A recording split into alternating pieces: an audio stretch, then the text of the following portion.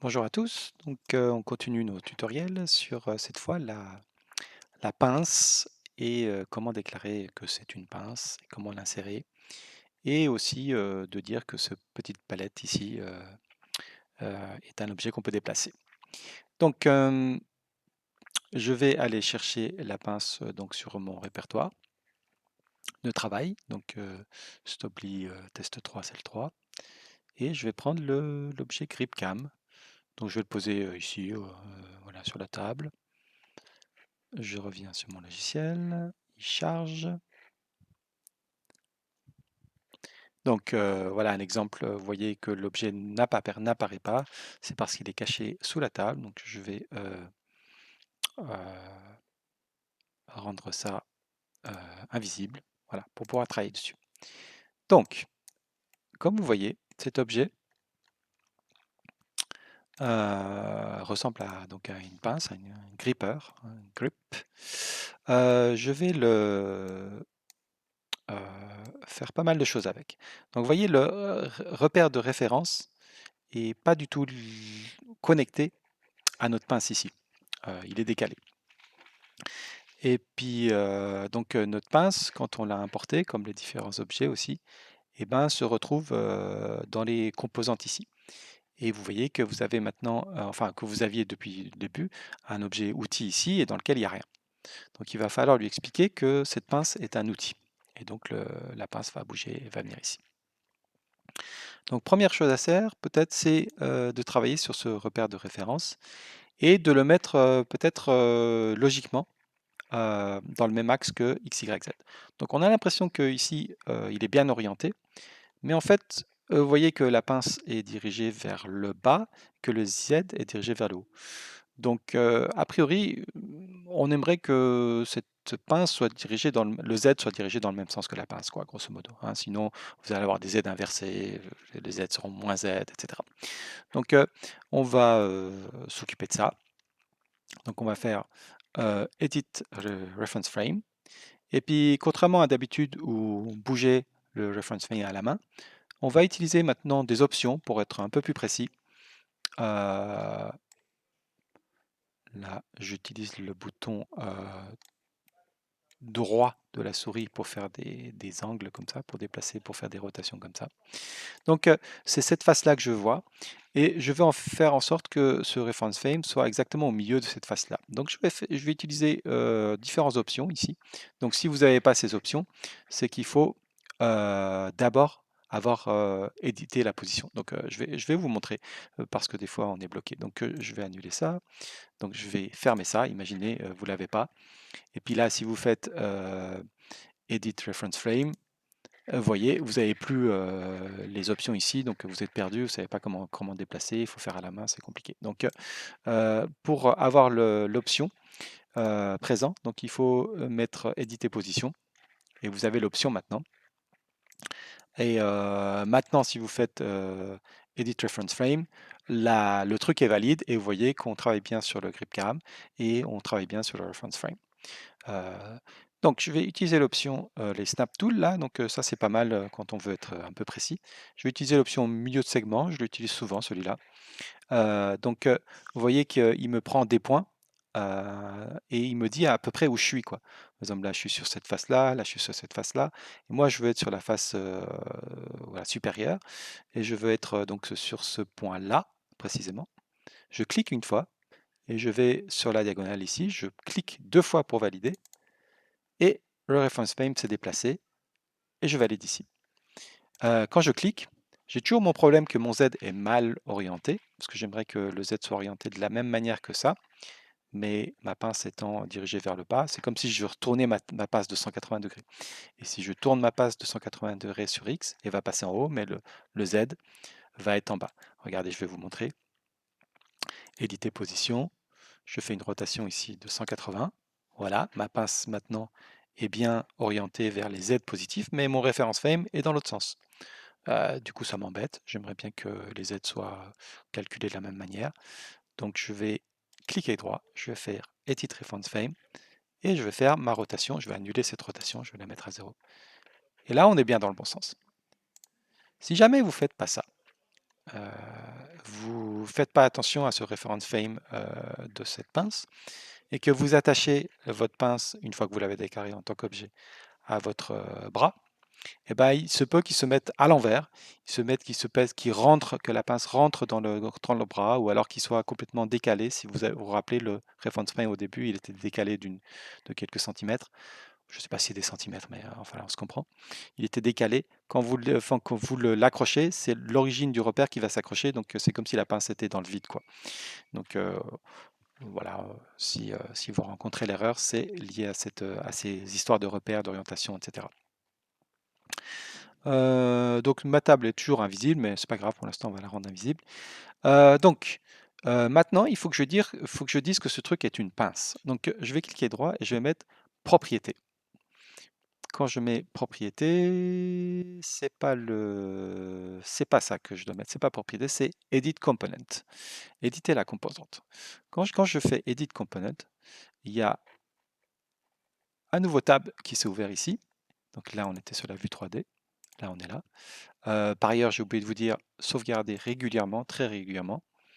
C'est la première fois que je fais depuis le début de ces tutos parce que je les ai enchaînés. Mais voilà, chaque étape validée pour être sûr. Donc vous voyez que ce grip cam est composé de plusieurs éléments. Vous pouvez les voir ici. Et chaque élément a son propre repère un peu distinct. Donc vous voyez là le petit adaptateur, l'autre, celui-là. Il y a plein d'éléments différents, etc. Donc voilà, un petit travail assez conséquent pour faire cet objet. Si vous voyez que ce repère-là est décalé, c'est pas grave parce que c'est pas celui qu'on utilise. Pareil pour celui-là, c'est pas grave parce que vous voyez que le route, c'est celui qu'on a utilisé et qu'on a déplacé. Lui, il est bon endroit. Lui, il est bien orienté. C'est celui-là qui nous intéresse. Donc, en termes de comportement, on va cliquer droit ici. On va dire ajouter un comportement de gripper. Et quand on fait ça, vous voyez, il nous dit que maintenant c'est un gripper.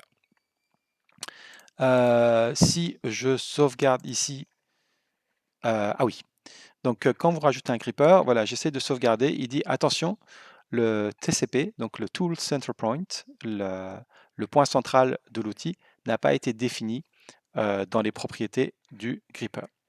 Donc il faut les définir avant de le faire. Donc je vais aller sur Gripper. Voilà, quand je clique dessus, le menu propriété s'affiche. Vous voyez qu'il y a des flèches rouges ici.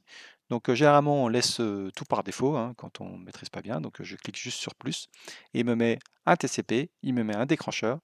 Et puis il me met aussi ici que le gripper n'a pas de joint controller, donc il ne va pas être animé. Donc on peut en rajouter un aussi ici. Je ne suis pas sûr de savoir exactement comment ça marche, mais on le découvrira peut-être parce qu'on a beaucoup travaillé jusqu'à présent avec le logiciel 2016 avec le collègue. Donc le 2022, on le découvre un peu et il y a encore des choses qu'on ne maîtrise pas. Donc maintenant, si je sauvegarde, il ne me met plus d'erreur. C'est pas fini hein, sur la configuration, mais quand je vais sur la vue 3D, je voulais vous montrer maintenant que dans Outils, non. Voilà, c'est ça que je voulais vérifier. Le GripCam n'est pas encore passé dans Outils, même si on l'a donné un comportement d'outil. Donc, c'est parce qu'il faut continuer le travail. Donc, je vais de nouveau dans Behavior, je fais clic droit, je fais... il faut que je lui ajoute maintenant un handler et un handle. Donc le handler et handle, c'est comme footballeur et football. Pour faire un exemple, le ER à la fin, ça veut dire qu'on fait une action.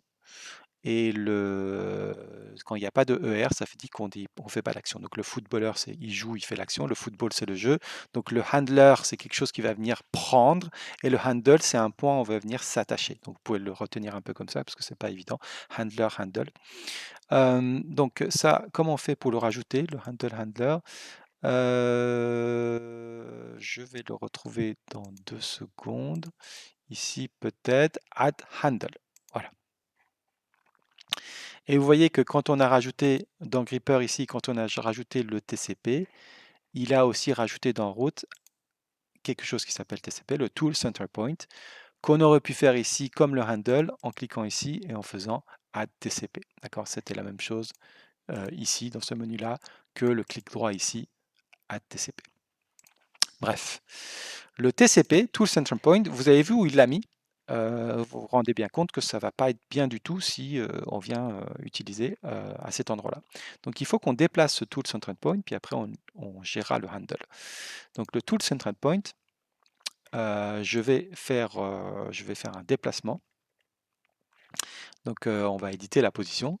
Donc vous voyez qu'on est sur l'objet TCP. Je vais mettre milieu de segment, parce que je l'aime bien. Je vais décaler pour aller prendre 2 points sur la surface en haut. Donc je vais prendre ici, premier clic, ici double clic, et après je valide. Donc il a validé automatiquement. Si je regarde maintenant ma pince, je vois que le tool center point, donc le point central, il est ici. Ça m'embête un peu qu'il soit juste à l'extrémité. Donc je vais le descendre un peu, voilà, pour qu'il vienne, quand il vienne prendre quelque chose, il soit à peu près bien placé. Donc on va regarder si on est bien aussi central. Oui, ça a l'air magnifique. C'est parfait. Ça marche très bien. Le handle maintenant, c'est là où va venir s'attacher. Et vous voyez que le handle s'est mis automatiquement cette fois à l'endroit où on avait défini le repère de référence.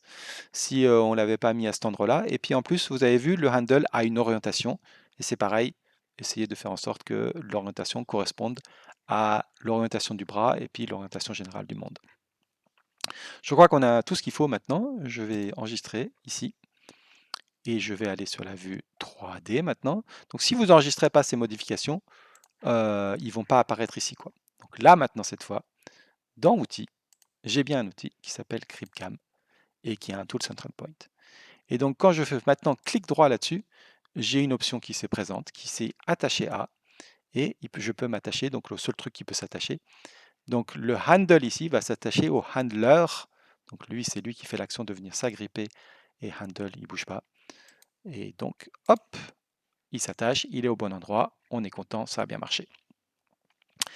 Donc de la même manière, il faut que cet objet, on puisse venir le saisir. Donc cette fois, il faut qu'il ait un handle seulement. Ce n'est pas un outil, donc il n'a pas besoin de TCP. Donc je vais faire clic droit là-dessus et je vais faire Edit Component. Et Behavior, je vais mettre, ou ici, cylindre. Je vais mettre, non, c'est pas Behavior, c'est, voilà, cylindre add handle, hein, pour qu'on puisse venir le choper. Là, j'ai l'impression qu'il a mis au bon endroit. Non, il est un peu bas, le handle. Là, on va venir s'attacher, on va le mettre plutôt vers le haut, hein. Voilà, on va le mettre ici. On va regarder s'il est bien centré. Il a l'air bien centré. C'est parfait. Je sauvegarde. Je retourne à ma vue 3D. Donc, on a un cylindre et un grip cam qui sont partis dans cette section-là. Voilà pour cette vidéo. Dans la prochaine vidéo, on va essayer de voir comment on bouge le robot en simulation. À bientôt.